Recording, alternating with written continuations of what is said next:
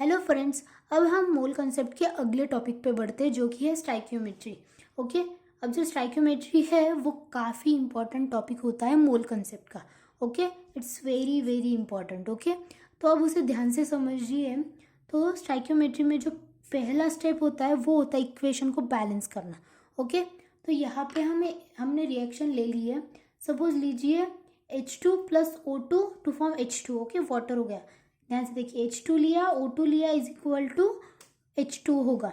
ठीक है, अब ध्यान से समझे, H2 अगर दो थे तो यहाँ पे भी दो है। ओके, और यहाँ पे जो O2 है वो दो है, लेकिन यहाँ पे ध्यान से देखो तो एक आता। ओके, तो हमने क्या किया, यहाँ पे दो से मल्टीप्लाई करने के बाद आते हैं ऑक्सीजन दो हो चुके हैं, और ऑक्सीजन चार होने की वजह से यहाँ पे भी दो आएंगे। ओके, तो यहाँ पे 2 मोल H2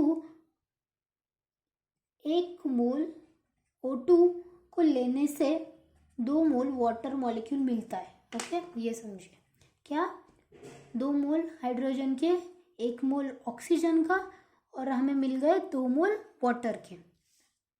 यहाँ पे जो ये दो होता है उससे कहा जाता है यस स्टोइशियोमेट्री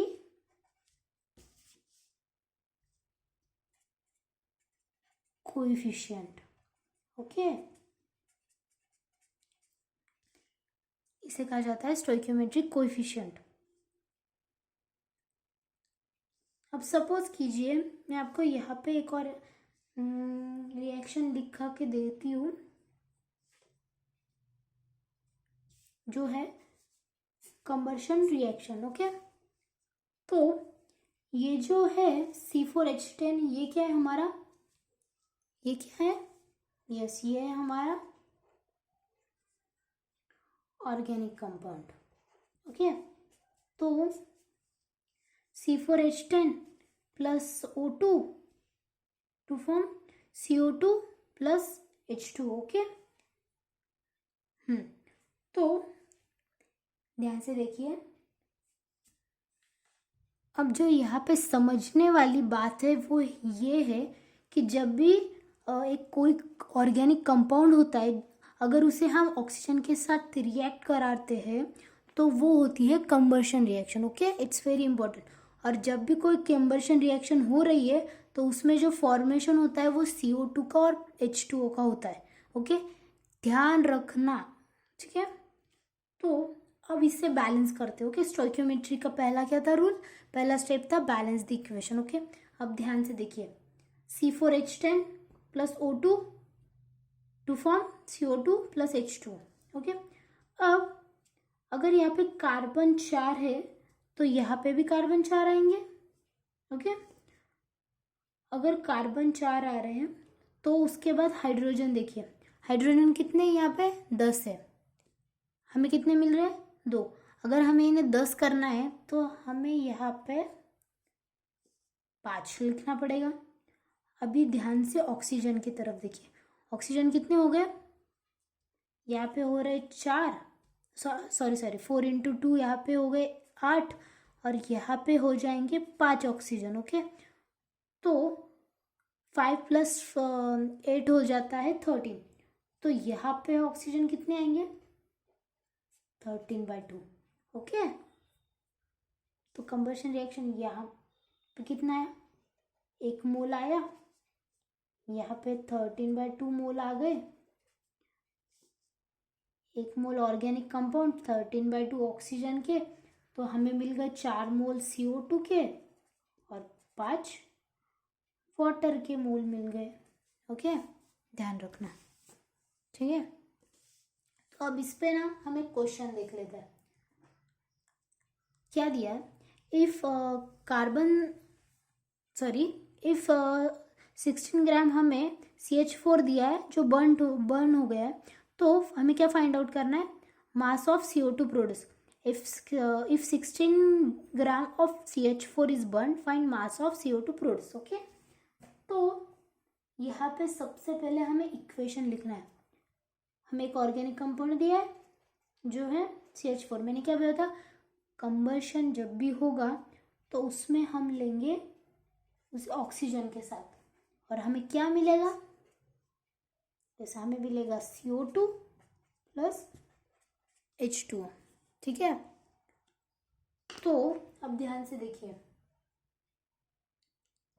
कार्बन एक एक है, हो गया, हाइड्रोजन 4 है, यहाँ पे हाइड्रोजन कितने मिल रहे हैं, 2, तो हमें यहाँ पे हाइड्रोजन 2 ले लिए, 4 हो गए,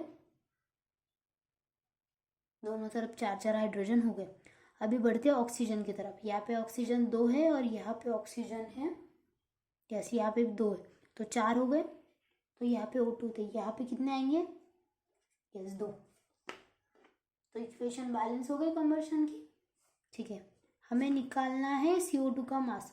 उसके पहले ध्यान से देखिए गिवन क्या है, हमें CH4 दिया हुआ है जो कि है 16 ग्राम। ओके, तो उस हिसाब से हम यहाँ पे मोल तो फाइंड आउट कर सकते हैं ना।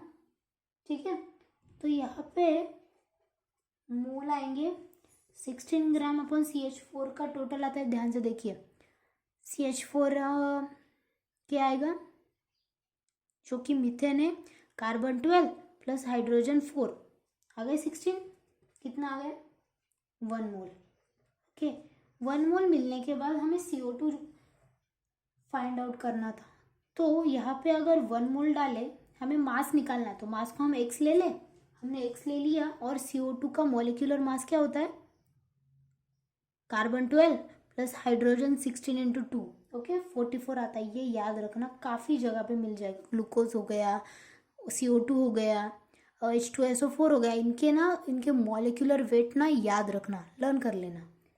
तो हमारे पास कितना आया, x इज इक्वल टू 44 ग्राम, तो CO2 प्रोड्यूस है, उसका ग्राम की उसका मास कितना आ गया, यस 44। अब बढ़ते हैं अगले टॉपिक पे, जो कि हम नोट में करेंगे।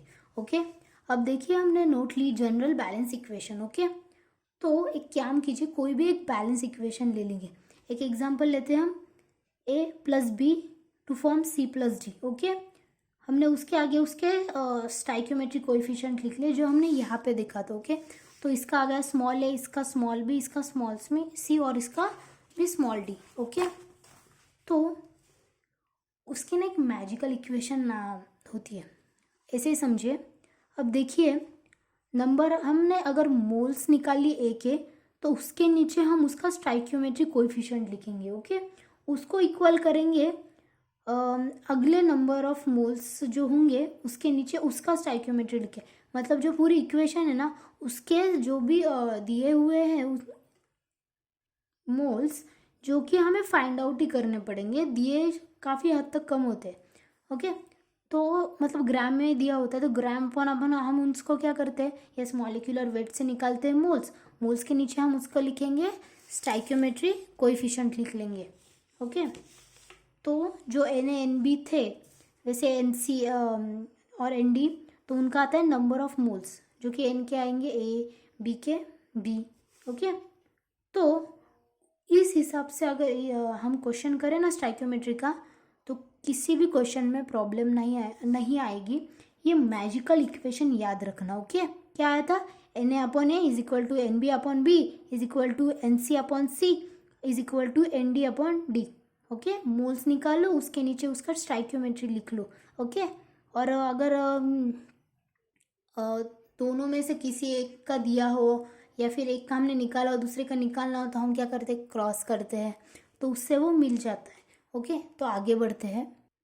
अब देखिए उसी स्टाइक्योमेट्री का एक केस ले लेंगे हम। ओके, तो हमें केस 1 क्या दिया हुआ है, yes when information about one reactant और प्रोडक्ट इज गिवन।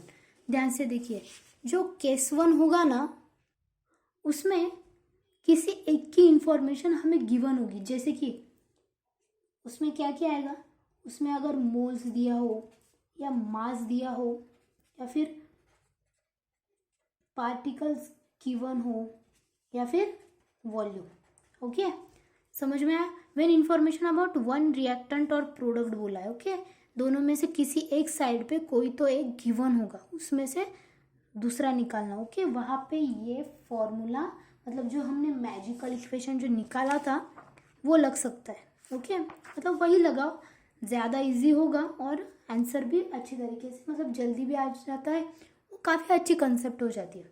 तो हम अगर उसमें कोई एक क्वेश्चन ले लें तो यहाँ पे देखिए, how much volume of CO2 at STP is evolve on heating 100 gram of CO2।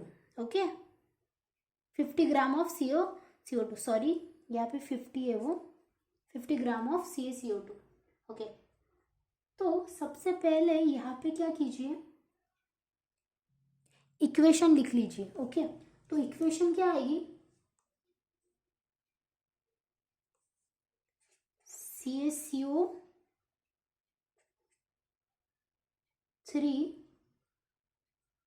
Gives, sorry यहाँ पे CaCO3 था ना, तो यहाँ पे आएगा CaO प्लस CO2। ओके जी, CaO होता है सॉलिड में और CO2 होता है गैस में। ओके, CaCO3 भी गैस में होता है। ओके, यहाँ पे हीट। ओके, अब सबसे पहले इक्वेशन को बैलेंस कीजिए, C एक है, यहाँ पे भी एक है, टिक, कार्बन भी एक एक है। अब बढ़ते हैं O3 की तरफ, यहाँ पे भी 3 है, यहाँ पे भी 3 है। ओके, इक्वेशन बैलेंस है, मतलब एक एक एक हो गया। उसके बाद अगर हम देखें CaCO3 हमें दिया है वो कितना है, 50 ग्राम। ओके, तो हम क्या करेंगे, उस हिसाब से हम मोल्स फाइंड आउट कर लेंगे। ओके, तो मोल्स क्या आएंगे, मास अपॉन मोलर मास, 50 मास हमें दिया है और CaCO3 का क्या आता है, देखिए Ca का 40, C का 12 और 16 इंटू 3, टोटल आता है 100। तो हम यहाँ पे लिख लेंगे, जो 50/100 है तो यहाँ पे आएगा 0.5 मोल। ओके, 0.5 मोल मिल गया। तो बढ़ते हैं अब आगे, देखिए जब हमारे पास मोल्स आ जाते हैं तो हम मैजिकल इक्वेशन लगा सकते हैं ना, तो यहाँ पे आएगा यस मैजिकल इक्वेशन, जो कि हम लिखेंगे इन CaCO3 अपॉन जो SC था, मतलब जो स्टाइकियोमेट्रिक कोएफिशिएंट था वो हमें मिला 1 is equal to NCaO upon 1 और NCO2 अपॉन 1। तो देखिए हमें निकालना है यस NCO2 की तरफ से, तो हम क्या लिखेंगे 2, जो हमें sorry 0.5/1 is equal to NCO2। ठीक है, तो हमें इसकी वजह से NCO2 की भी मोल्स मिल गए। ओके, लेकिन हमें क्या निकालना था, वॉल्यूम ऑफ CO2। ओके, तो जो NCO2 के 0.5 मोल्स आए, तो उससे हम यहाँ पे लिख सकते हैं, देखिए मोल का हमने 3 फॉर्मूले देखे थे, याद है, वेट की वजह से, पार्टिकल की वजह से और वॉल्यूम की वजह से। STP भी कंडीशन है तो वो वाला फॉर्मूला लग सकता है ना, moles is equal to volume at STP upon 22.4 litre. तो वॉल्यूम निकालेंगे तो वॉल्यूम के हिसाब से आएगा, वॉल्यूम इज इक्वल टू जो हमने मोल्स निकाले NCO2 के मैजिकल इक्वेशन की को लेके, उससे आएगा 0.5 इंटू 22.4 लीटर। तो उससे आंसर आता है 11.2 यस लीटर। मिल गया आंसर। फिर से एक बार बता दूँ, हमने इक्वेशन ली, वो बैलेंस की, जो हमें एक किसी भी एलिमेंट का जो हमें दिया हुआ था, सॉरी आई मीन जो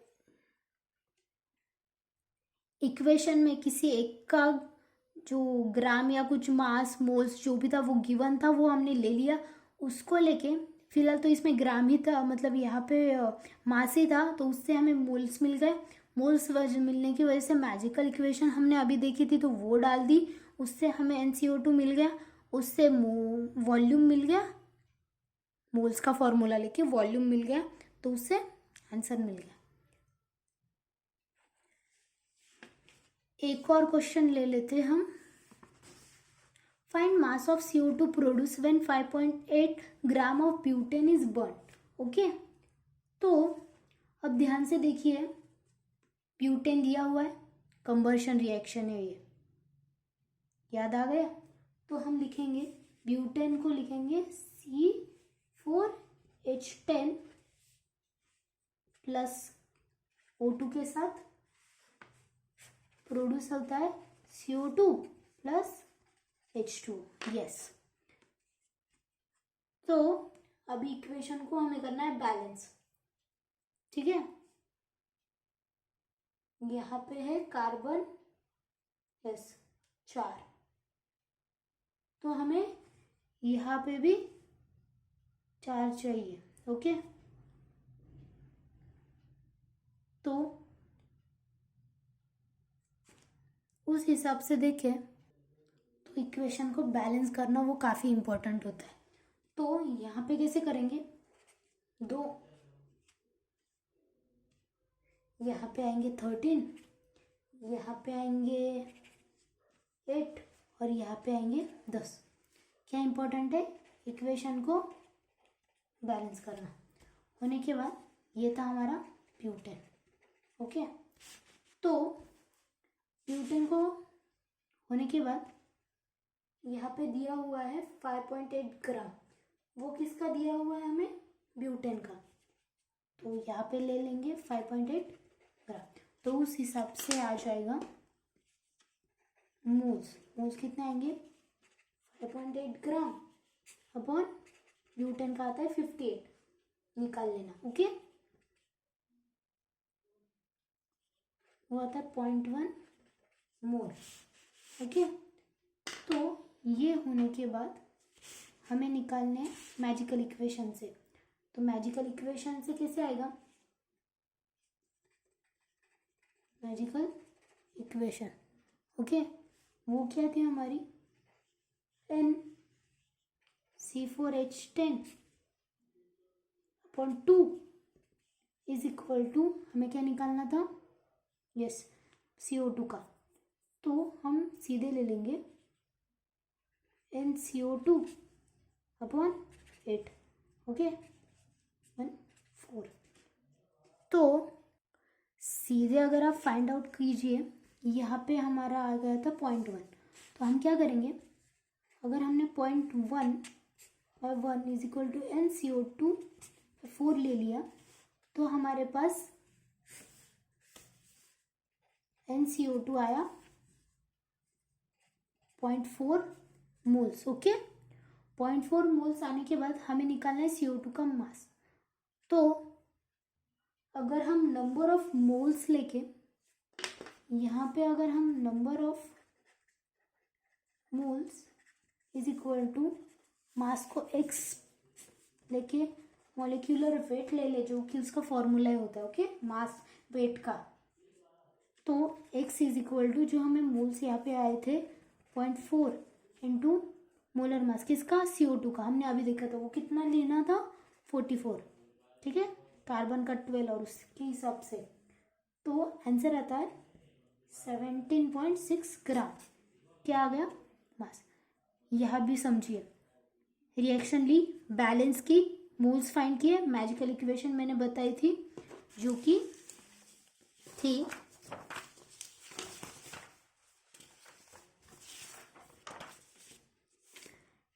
number of moles of A upon A is equal to number of B upon B, number of moles of C is equal to number of moles of D upon D। Okay, उस हिसाब से करके हमारा answer आ गया moles का। उससे हमने moles का इक्वेशन, मोल्स निकालने मतलब मास निकालना हो तो वेट का, कोई पार्टिकल निकालना हो तो पार्टिकल का जो होता है, मतलब जो हम नीचे Na लिखते हैं, उसके बाद वॉल्यूम का, ओके, उस हिसाब से डाल के निकाल लीजिए। ये हो गया आगे का। अभी ना जो इम्पोर्टेंट पार्ट है ना, वो होता है लिमिटिंग रिएजेंट, वो हम कल देख लेंगे, ओके, अगले पार्ट में। जो काफ़ी इम्पोर्टेंट है, मैं आपको अच्छी तरीके से बता दूंगी। ओके, तो आज के लिए इतना ही। Thank you.